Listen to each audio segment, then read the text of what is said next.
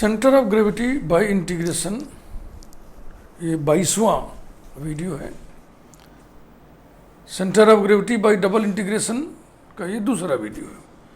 इसमें आपको ट्रेनिंग दी जा रही है डबल इंटीग्रेशन का उपयोग करके सेंटर ऑफ ग्रेविटी कैसे कैलकुलेट करेंगे। इसके पिछले वीडियो में भी हमने एक एग्जांपल बताया था। कार्टेशियन कर्व्स उसमें भी थे, कार्टेशियन कर्व्स इसमें भी हैं। उसमें पूरा ट्रीटमेंट कार्टेशियन था, इसमें हमें पोलर में बदलना पड़ेगा। To find the CG of the area between the circles on the positive side of X axis, यानी कि जिस एरिया की सीजी निकालनी है इन दोनों के बीच में पड़े और एक्स एक्सिस के पॉजिटिव साइड में हो, यानी एक्स एक्सिस के ऊपर हो।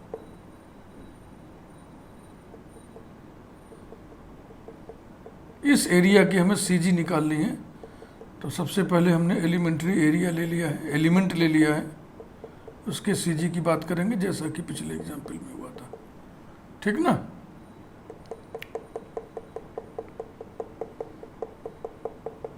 जो एलिमेंट है उसके क्षेत्र को हमने ग्रीन डॉट कर दिया है। अब पोलर में बदलना क्यों अपरिहार्य है, अनअवॉइडेबल है। यहाँ पे कार्टेशियन से आप करोगे तो आपको हिस्से बांटने पड़ेंगे, ये हिस्सा अलग करना पड़ेगा, हिस्सा अलग करना पड़ेगा लिमिट वेरिएशन के कारण। फिर दो हिस्सों के अलग अलग सीजी थोड़ी निकलेंगे, सीजी तो पूरी बॉडी का एक साथ निकलेगा ना। इसलिए इसको पोलर में चेंज कर दिए। पोलर में चेंज करने से क्या है, एक बाउंड्री ये हो जाएगी, एक बाउंड्री ये हो जाएगी। इस बाउंड्री का polar equation theta equal to 0 लिख दे रहे हैं। पॉजिटिव एक्स एक्सिस को हम इनिशियल लाइन घोषित कर दे रहे हैं, तो जाहिर सी बात है ये थीटा इक्वल टू π/2 लाइन हुई। और स्ट्रिप का जो एलिमेंट का हिस्सा है बिटवीन टू सर्किल्स जो पड़ रहा है, तो एक छोर यहाँ पे है, एक छोर यहाँ पे है, ठीक है ना।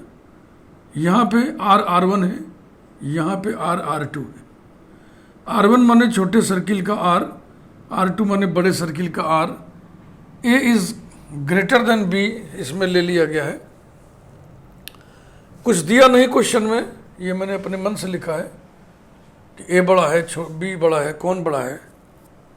तो मैं ये समझता हूँ कि बिटवीन द सर्किल्स लिखा है तो इसका मतलब पहले छोटा वाला सर्किल होगा फिर बड़ा वाला, या पहले बड़ा वाला फिर छोटा वाला। तो ये तर्क फालतू तर्क है। आप चाहे A ग्रेटर देन B लेके चलो, चाहे A लेस देन B लेके चलो, आंसर पे कोई फर्क नहीं पड़ने वाला। स्टार्ट करते हैं।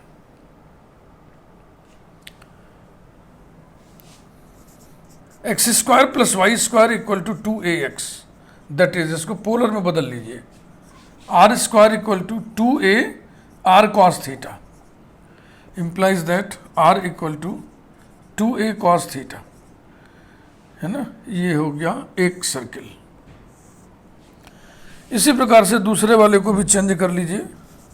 X square plus y square equal to 2bx, that is r square equal to 2b, x की जगह r cos theta implies that r equal to 2b cos theta. Figure में हमने स्पष्ट रूप से दिखा दिया है कौन r equal to 2a cos theta है, कौन r equal to 2b cos theta है। ठीक, कोई सिमेट्री का कोई लाभ मिलना नहीं है आपको। तो चलिए निकाला जाए। पहले x बार,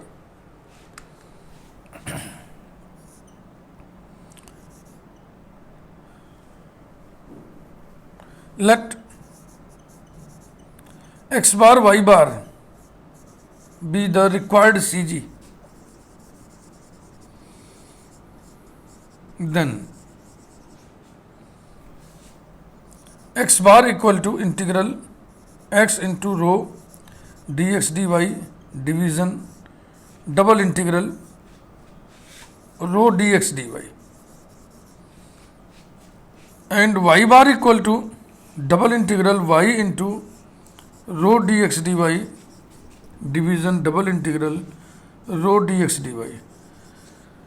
चूंकि डेंसिटी के बारे में कहीं कोई चर्चा नहीं है, तो जब चर्चा नहीं रहे तो समझ लीजिए डेंसिटी कांस्टेंट है। डेंसिटी अगर वेरिएबल होगा तो कुछ न कुछ बात कही गई होगी उसके बारे में, नहीं कही गई है तो इसका मतलब डेंसिटी कांस्टेंट है। तो इस प्रकार से न्यूमरेटर डिनोमिनेटर में डेंसिटी कैंसिल करना दोनों एक्सप्रेशंस में।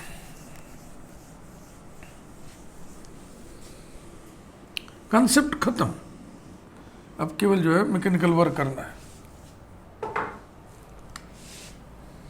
That is x bar equal to integral x into d x D y double integral division double integral d x D y and y bar equal to double integral y into d x D y division double integral d x D y. Cartesian से polar बदलने के लिए हमने आपको लिखवाया था formula, x r cos theta, y r sine theta, D x D y R D theta D R. That is, या ऐसे लिखते हुए करा जाए तो अच्छा लगेगा, changing to polars, changing to polars x bar equal to double integral R cos theta D x D Y की जगह R D theta D R double integral R D theta D R and y bar equal to double integral y है उसमें तो R sine theta into R D theta D R division double integral R D theta D R. Limits देखिए आप, ये training आपने first year में ली होगी। ये स्वीपिंग स्ट्रिप बोलते हैं पोलर स्ट्रिप को। इसको इतना स्वीप कराइए, है ना, इतना स्वीप कराइए कि पूरा रीजन इन बिटवीन आ जाए। तो ये ऐसे करना पड़ेगा। इस बाउंडिंग लाइन का इक्वेशन, इस बाउंडिंग लाइन का इक्वेशन, एक जोड़ा लिमिट आपको दे देगा। तो theta equal to 0, theta equal to pi by 2। Theta पहले है फिर आर है, उसी क्रम में लिमिट लिखिए 0 टू पाई बाई 2।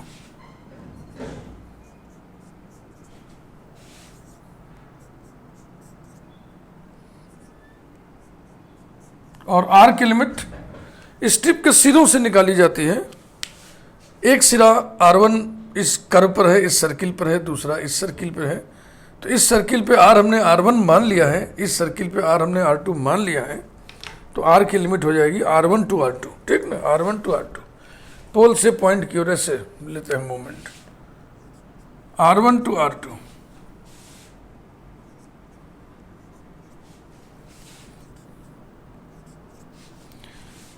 अब मन करे तो सब एक साथ लेके आगे बढ़िए, मन करे तो 1 बाई 1 कैलकुलेट करिए, ये आपकी इच्छा पे है।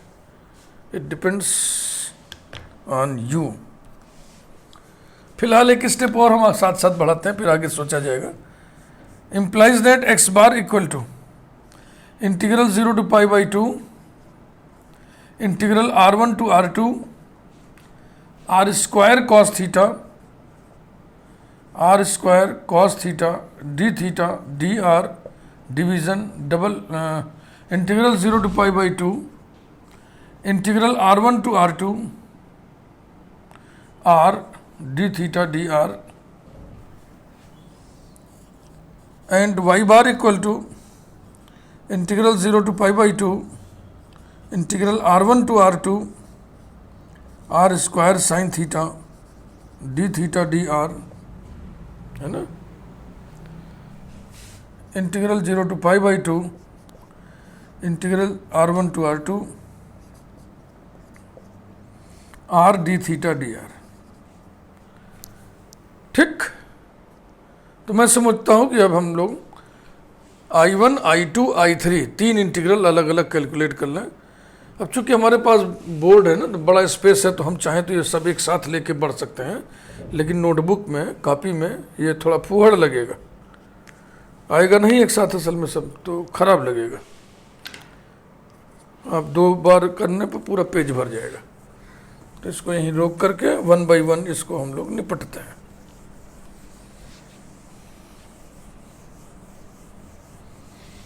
अब इसका काम खत्म हो गया, इसको हटा रहे हैं।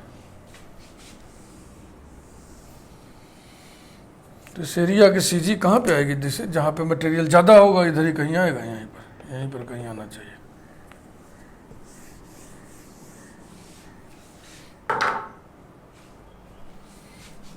Number 1, I1 equal to integral 0 to pi by 2 integral R1 to R2 R square cos theta D theta D R. This is equal to, पहले R के रिस्पेक्ट में इंटीग्रेट होगा। व्यवस्था बनाइए, integral 0 to pi by 2 cos theta बड़ा bracket integral R1 to R2 R square D R bracket closed D theta. ये हो गया, व्यवस्था बन गई।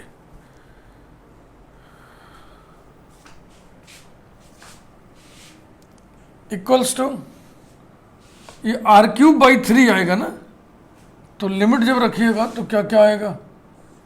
Integral 0 to pi by 2 cos theta बड़ा ब्रैकेट r2³/3 माइनस r1³/3। ठीक ना, समझ में बात आ रही है? फिगर हमने मिटा दिया, फिलहाल हमको ध्यान है छोटे सर्किल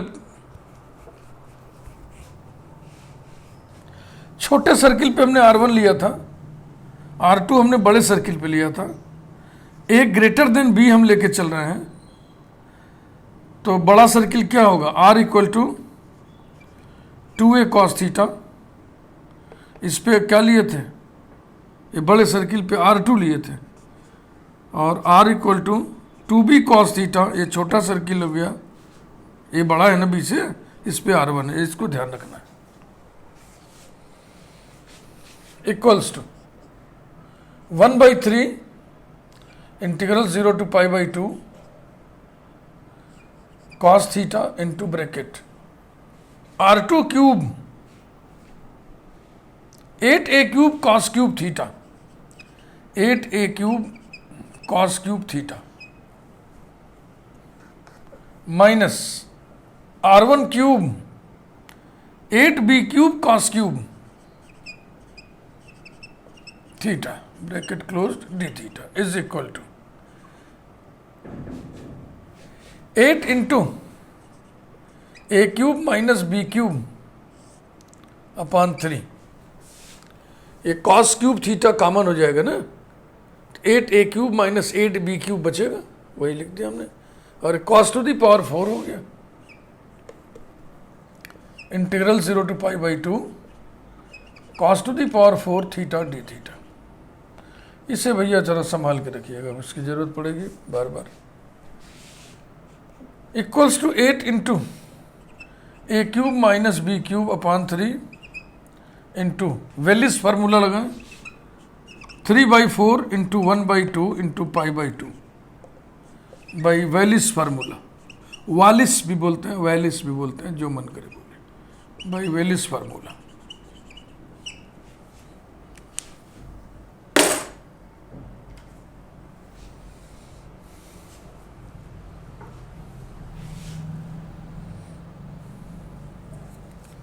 तो इसमें देखो 4 2 जा 8, ये कैंसिल हो गया, और ये 3 3 कैंसिल हो गया,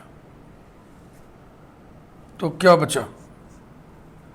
ये 3 3 कैंसिल हो गया, बच गया पाई by 2 into A³ minus B³। तो I1 equal to pi by 2 into A³ minus B³ ये बचा।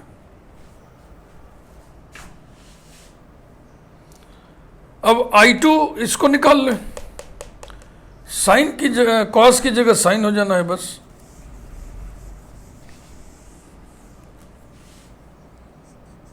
I2 equal to integral 0 to pi by 2 integral R1 to R2 R square sine theta D theta D r. इस integral को भी याद रखना है, इसे हम I3 नोटेशन दे करके कैलकुलेट करेंगे। Integral 0 to π/2 integral R1 to R2 R d theta dr। अब हम यहाँ मिटाते हैं। ये कैलकुलेशन आपके सामने है। चेंज कहाँ पे आएगा? यही तो cos थीटा है ना, ये cos थीटा है, तो यहीं पर चेंज आएगा। इसको हम डायरेक्ट लिख रहे हैं equal to 1/3 integral 0 to π/2 sine theta, ये साइन थीटा हो जाए और ब्रैकेट में सब वही रहेगा 8a³ cos cube theta minus 8b³ cos cube theta d theta equals to 8/3 into a³ minus b³ integral 0 to π/2 cos cube theta common हो जाएगा और into sine theta D theta. This is equal to, मन में करिए, cos theta बराबर t, तो sine theta D theta बराबर minus d t, तो एक तो माइनस आएगा माइनस 8/3 a³ माइनस b³, फिर ये हो जाएगा t³ dt यानी t to the power 4/4 यानी cos to the power 4 theta upon 4, यही इंटीग्रल आएगा लिमिट 0 to π/2। ठीक कह रहा हूँ कि नहीं? मैं माना cos थीटा बराबर t, तो t³ हो गया और ये dt हो गया, तो एक माइनस बाहर था, ठीक है, ठीक।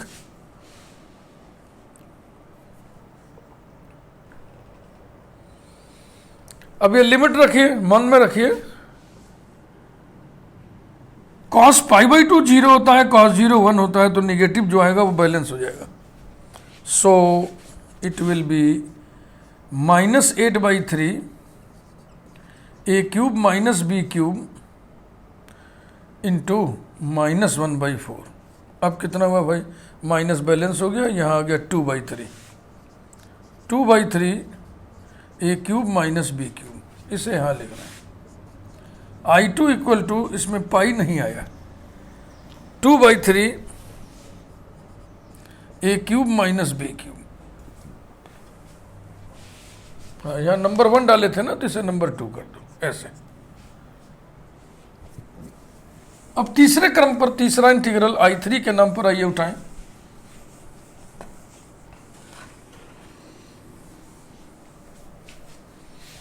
थर्ड,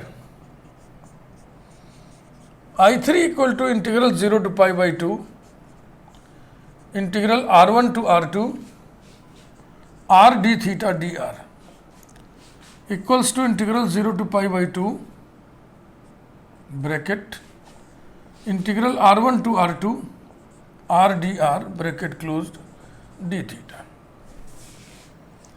तो मौखिक कर लीजिए, r²/2 आएगा, फिर लिमिट लोगे तो r2² माइनस r1² आएगा, r2² minus r1² d theta is equal to 1/2 integral 0 to π/2 r2², यहाँ से 4a² cos² theta,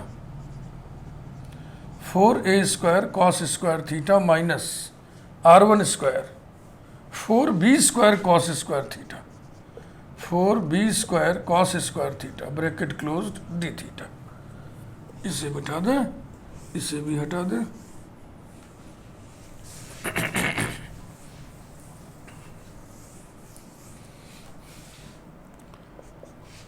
(4a² common, sorry 4 common होगा तो 2 से कट के हो जाएगा 2 इंटू cos² थीटा कॉमन होगा, a² minus b² integral 0 to π/2 cos² theta D theta.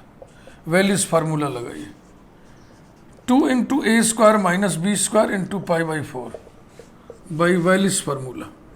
इतना इंपॉर्टेंट फार्मूला देखिए, चट से हम वैल्यू लिख दे रहा है और शुरू से हम आपको सलाह दे रहे हैं कि आपको ये सब खूब याद रखना पड़ेगा, खूब प्रैक्टिस करनी पड़ेगी। तो बराबर हो गया π/2 into A square minus B square. I3 equal to pi by 2 into A square minus B square. Now X bar equal to I1 divided by I3 and y bar equal to I2 division I3 implies that x bar equal to pi by 2 into a cube minus b cube divided by I3 pi by 2 into a square minus b square and y bar equal to I2 2 by 3 into a cube minus b cube divided by pi by 2 into a square minus b square।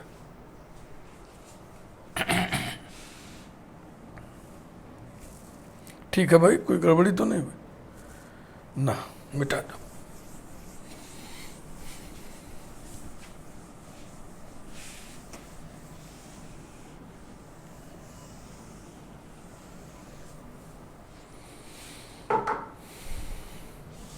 implies that x bar equal to, इसमें pi by two cancel हो गया, A cube minus B cube upon A square minus B square and Y bar equal to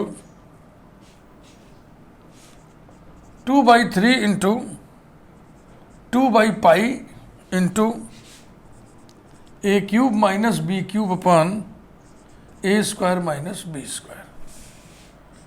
implies that x bar is equal to, इसके factors कर दें, a minus B into A square plus A B plus b square upon a minus B into a plus b comma y bar equal to 4 upon 3 pi, और same process is here, a minus B into A square plus A B plus b square upon a minus B into a plus b. ये रहा, ए minus b factors cancel हो जाएंगे और centre of gravity के coordinates finally हमको प्राप्त हो जाएंगे। X bar equal to a square plus b square plus A b upon a plus b comma y bar equal to 4 upon 3 pi into A square plus A B plus b square upon a plus b. यही result आ गया। मेरी समझ से ठीक है, ये वाला तो मुझे याद है, ये वाला चेक कर लेते हैं, आंसर चेक कर लेते हैं।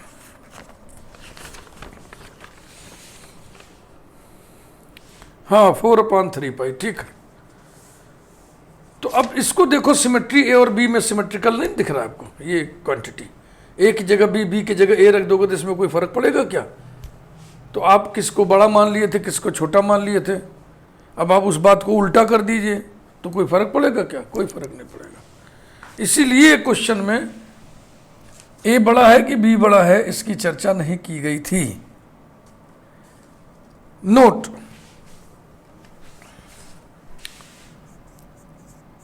जब हम एरिया के सीजी निकाल रहे थे, वो वीडियो आप एक बार फिर से देख लीजिएगा, उसमें पोलर कर्व्स के लिए स्पेशल फार्मूला डिजाइन किया गया था। उसके उपयोग से भी इस क्वेश्चन को हम कर सकते हैं। We can also use the formula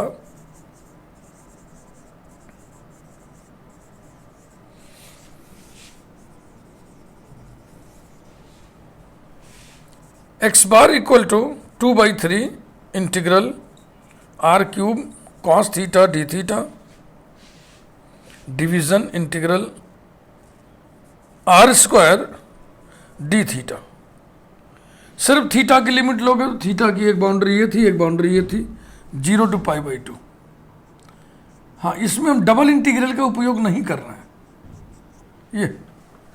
and Y bar equal to 2/3 integral 0 to π/2 R cube sine theta D theta division integral 0 to π/2 R square D theta.